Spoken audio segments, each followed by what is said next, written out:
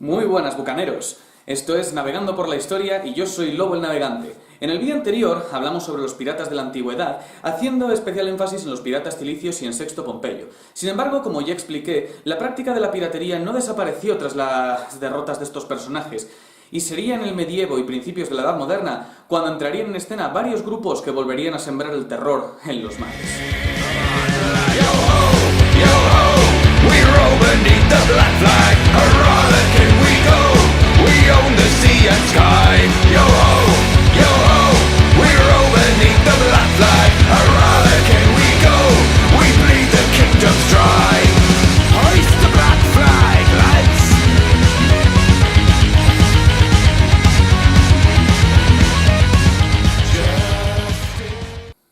Como comentábamos en el vídeo anterior, cuando el Imperio Romano estaba en su máximo apogeo, la piratería en el Mediterráneo prácticamente había desaparecido.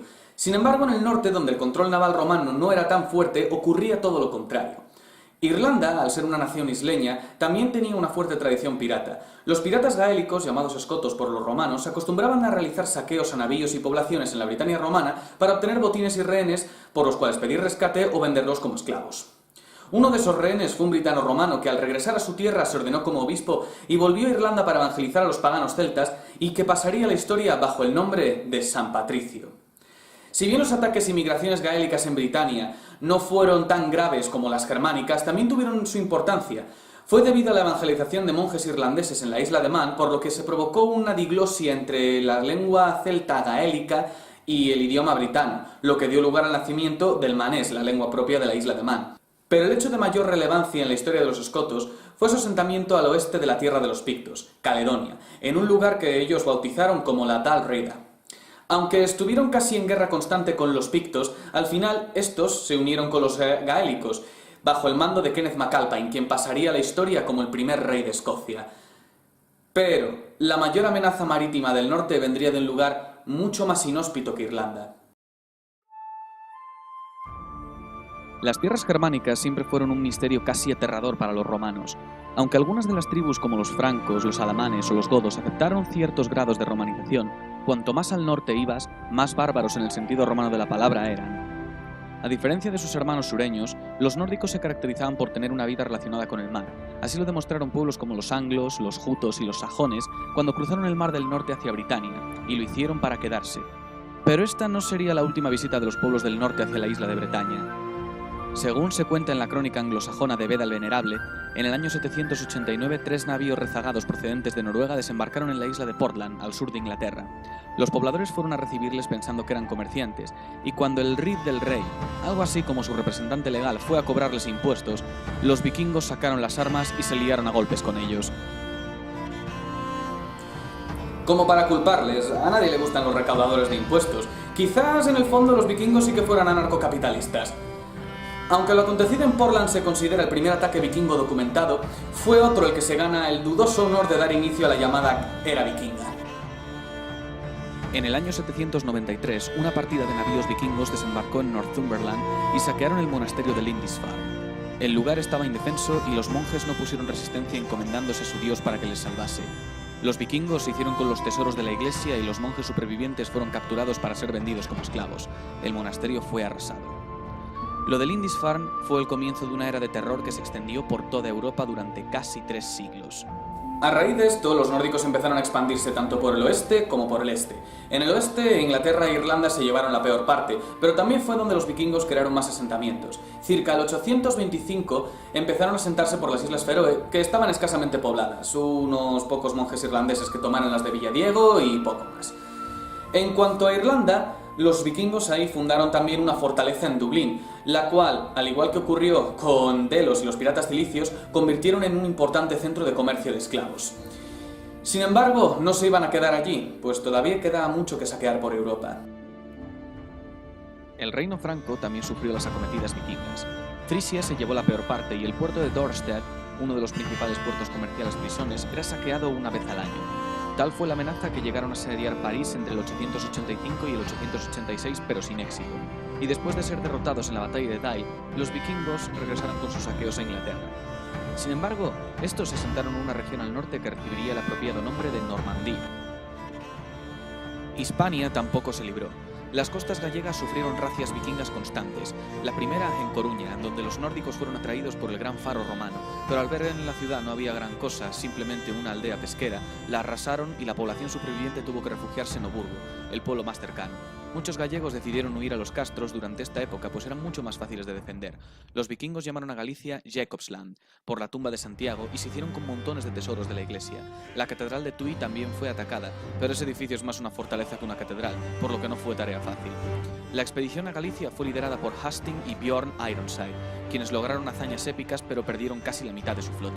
Se cuenta que la intención de los vikingos era crear en Galicia una segunda Normandía que les sirviera como centro de operaciones para poder realizar saqueos por el Mediterráneo. De hecho, en el norte de Lugo se han encontrado los restos de los únicos asentamientos nórdicos de la península. Y hablando del Mediterráneo... Al-Ándalus fue otro objetivo de los vikingos. Estos atacaron Lisboa sin éxito, pero al llegar a Cádiz las cosas cambiaron. Tras atacar la ciudad, una parte de la flota vikinga remontó el Guadalquivir y llegó hasta Sevilla, arrasando todo lo que podían a su paso. Tras múltiples saqueos como el de Coria del Río, cuando llegaron a Sevilla solo encontraron un grupo de civiles escondidos en una mezquita, los cuales fueron asesinados. Esta mezquita recibió el nombre de Masjid al-Shuhada, o Mezquita de los Mártires. Finalmente fueron derrotados por las fuerzas de Abderramán II y muchos de los prisioneros fueron convertidos al Islam y resentados en el valle del Guadalquivir. Gracias a estos muladíes nórdicos, los quesos de esa zona tienen tanta fama. En cuanto a Hastings y Bjorn, tras fracasar a la hora de tomar Santiago, partieron al sur, desembarcando en Lisboa, en aquella época todavía controlada por los moros, y saquearon las poblaciones cercanas. Atacaron de nuevo Algeciras, cuya mezquita ya había sido destruida, y tras atravesar el estrecho de Gibraltar, cruzaron el Mediterráneo atacando ciudades e incluso lanzando un asalto a Constantinopla. La expedición de Hastings y Bjorn Ragnarsson Costado de Hierro es una de las más legendarias de las que se tiene constancia. Su relato se halla, como no, en la saga de Ragnar Lodbrok y sus hijos. En cuanto al este, los vikingos allí, de origen sueco en su mayoría, recibieron dos nombres, varegos y rus. Fue precisamente Rorik, un líder varego, quien se hizo con el control del Ladoga y fundó el asentamiento de Holmgard, haciendo que nórdicos y eslavos sentaran además las bases del nacimiento de una nueva nación, Rusia. Con el Imperio Romano de Oriente, o Imperio Bizantino, también tuvieron sus encontronazos. Miklagard era el nombre con el que los nórdicos llamaban al Imperio Bizantino.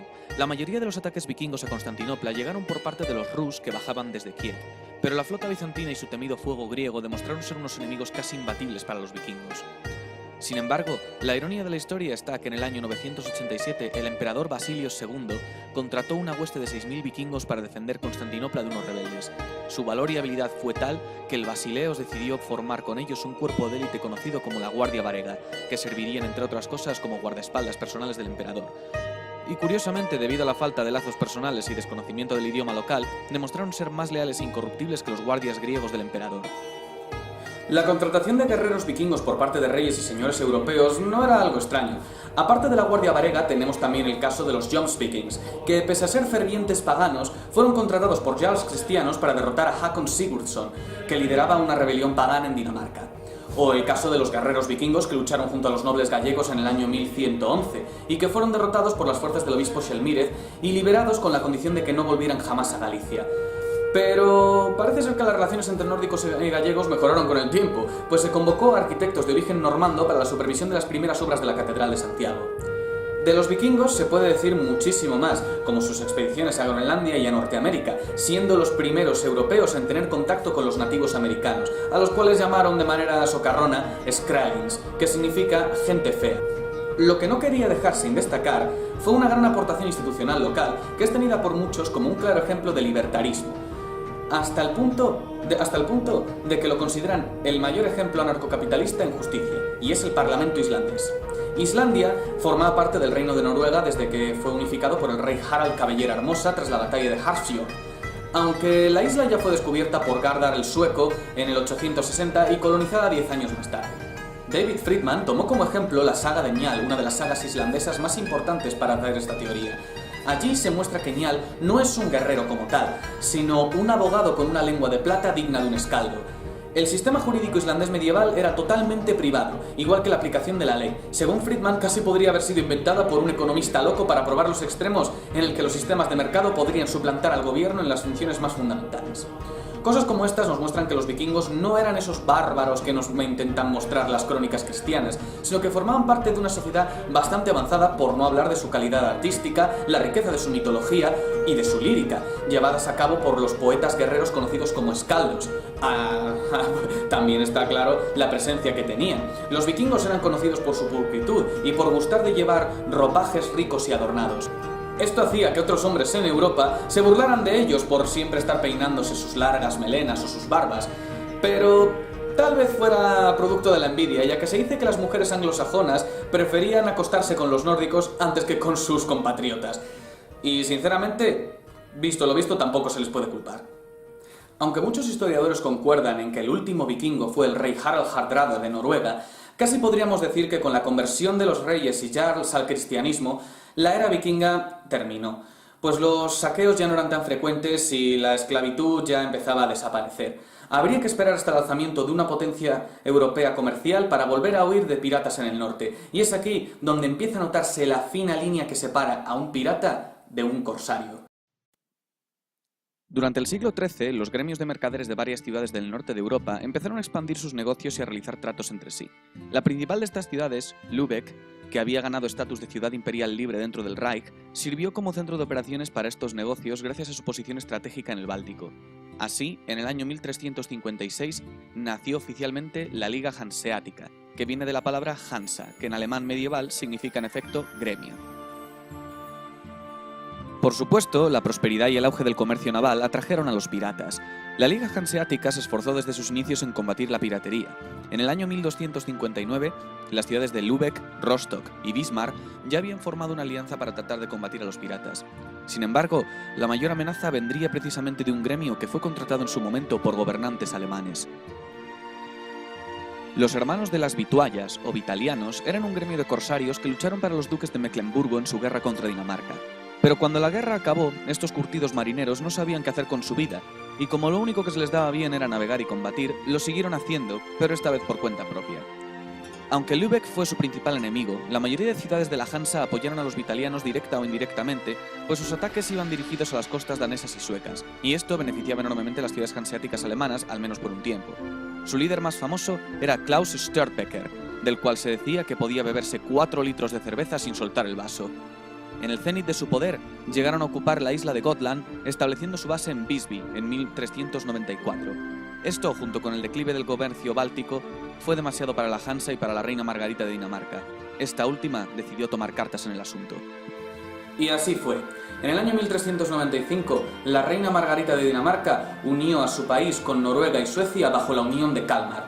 La Liga Hanseática se vio obligada a prestar apoyo entonces.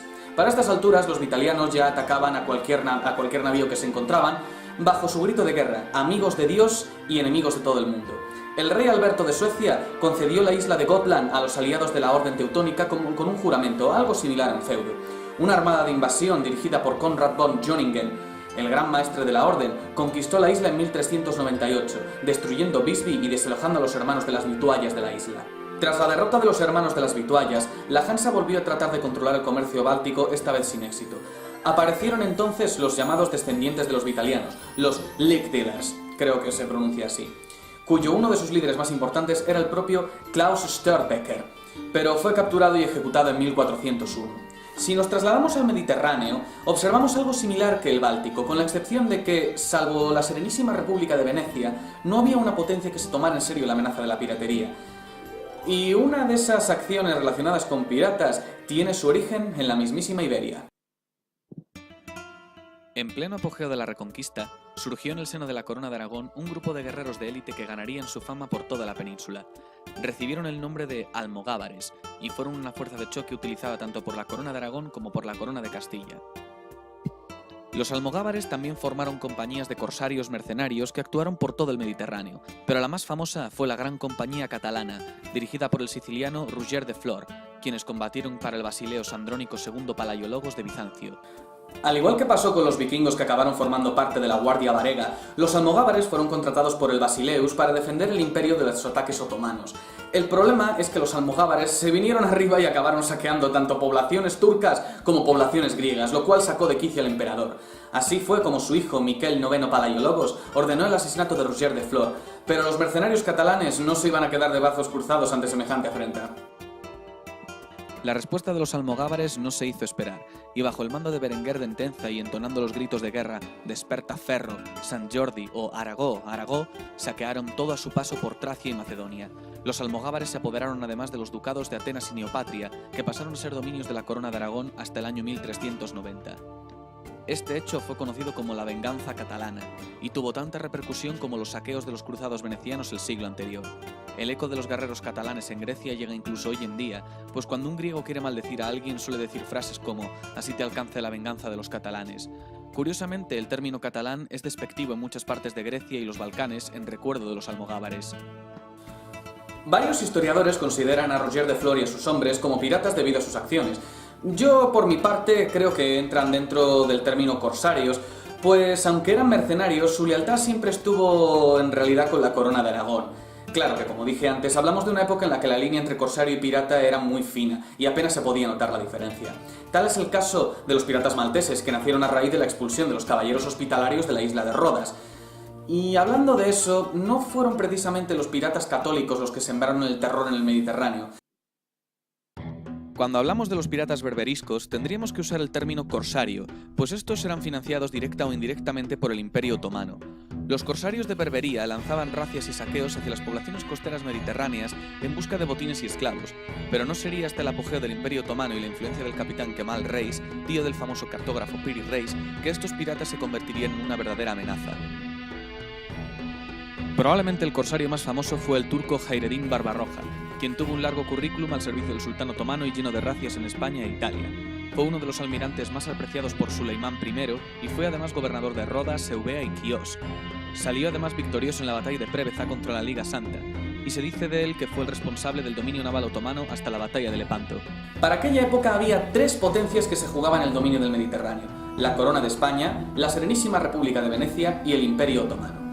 Estas tres potencias chocaron en varias ocasiones, de las cuales una de las más famosas fue la batalla de Lepanto, en la cual participó el archiconocido Miguel de Cervantes. Los piratas berberiscos sirvieron, entre otras cosas, para mantener a raya a las potencias europeas en el Mediterráneo. Los países que más sufrieron sus razias fueron Italia y España. Las zonas de Sicilia, Nápoles y Cerdeña fueron las que se llevaron la peor parte. Muchas poblaciones costeras de estos lugares fueron abandonados y la gente se trasladó al interior. En el caso de España, muchas razias se dieron en las costas del Reino de Valencia y Andalucía, pero sus ataques llegaron hasta lugares tan lejanos como las costas gallegas. En 1617 atacaron la villa de Cangas do Morrazo, en las Rías Baixas, donde quemaron el Hospital de los Peregrinos, la Colegiata e incluso la iglesia de Darbo, antes de marcharse con rehenes, esclavos, provisiones y todo cuanto pudieran encontrar de valor. La ciudad quedó arrasada. Bueno, ciudad, era un pueblo. Pero todo eso quedó arrasado, y los marineros que acabaron encontrando una ciudad en llamas solo vieron que lo único que se había salvado fue el venerado Cristo, que no quiso arder y fue rescatado por estos, que lo encontraron flotando en la ría. Existe también una historia que también roza la leyenda sobre el intento de saqueo de los piratas berberiscos a la ciudad de Vigo. Se cuenta que recibieron la inesperada colaboración de un grupo de piratas de la costa ártabra. Estos piratas, que probablemente fueran en realidad raqueiros, un tipo de pirata que se dedicaba a guiar mal a los barcos para que encallaran en los acantilados durante las noches y durante las tormentas, para luego robar toda su mercancía y matar a quien opusiera resistencia, colaboraron con los turcos a la hora de atacar la ciudad. Es por eso por lo que hoy en día, de manera despectiva, se conoce a los coruñeses en Vigo como turcos. Entre los años 1609 y 1613, el rey Felipe IV decretó una de las decisiones más polémicas de la historia de España, la expulsión de todos los moriscos. Originalmente, un morisco era un cristiano que vivía en territorio musulmán de Al-Ándalus, pero el término se cambió tras los reyes católicos para definir a aquellos cristianos conversos con origen musulmán. La expulsión de los moriscos trajo muchas consecuencias graves, como el abandono del sector agrícola en muchas zonas, sobre todo en el Reino de Valencia, pero una de las más notables fue la de aquellos que tras su exilio se dedicaron al bandidaje y a la piratería. Muchos moriscos y andalusíes huyeron al Imperio Otomano, donde ya en Constantinopla, concretamente en el barrio del Gálata, existía una ferviente comunidad andalusí de exiliados que procedían algunos de épocas tan lejanas como la rendición de Granada o la rebelión de las Alpujarras. Otros acabaron huyendo a las montañas y se unieron a los bandidos de origen mudéjar conocidos como monfíes. Pero el caso más notable es el de aquellos procedentes de un pueblo extremeño llamado Hornache, pues fundaron su propio país en la costa marroquí, en la desembocadura del río Pou Regreix, entre Rabat y Salé. La República de Salé, también conocida como la República de las Dos Orillas, fue fundada por los moriscos hornacheros tras su expulsión de España. Según se cuenta, eran fácilmente distinguibles de los nativos por sus ropajes y costumbres y porque la mayoría de ellos hablaba castellano. La conquista castellana de la Marmora había convertido a Rabat Salé en el único puerto marroquí atlántico, por lo que los corsarios del sultán de Marruecos decidieron establecerse allí y usarlo como base. También se atrajo a renegados europeos, la mayoría de origen holandés, que fueron de especial ayuda a la hora de construir la flota de la República. Dos de los más famosos fueron Jan Janssen van Haarlem, quien saqueó las costas irlandesas y fue artífice del saqueo de Baltimore, y Simon Danseker, responsable de los ataques a Islandia. La República de Salé es una de las repúblicas piratas de las cuales nos ha llegado más información y de la que mejor documentada está. El propio Daniel Defoe la mencionó al inicio de su novela Robinson Crusoe, pues el protagonista estuvo allí 2 años en cautividad. La novela ya de por sí está basada en la historia de Alexander Selkirk, un pirata escocés que fue abandonado a su suerte en una isla desierta. Sin embargo, y pese a todo esto, no puedo considerar a los corsarios berberiscos como libertarios, debido a cuál fue su principal fuente de ingresos: el secuestro de personas para venderlos como esclavos. Si bien la esclavitud de cristianos europeos no ha sido tan tratada por los medios ni por los investigadores históricos, hay indicios de que fue mucho más nociva y desalmada que la esclavitud de los negros de África. Estas personas eran secuestradas en sus lugares de origen y vendidos en los mercados de Argel o Constantinopla, entre otros, y el negocio persistió hasta el siglo XIX, cuando a raíz de la intervención de la Marina de los Estados Unidos y de Francia y Gran Bretaña en el norte de África, se empezó a poner fin a las macabras acciones de los corsarios.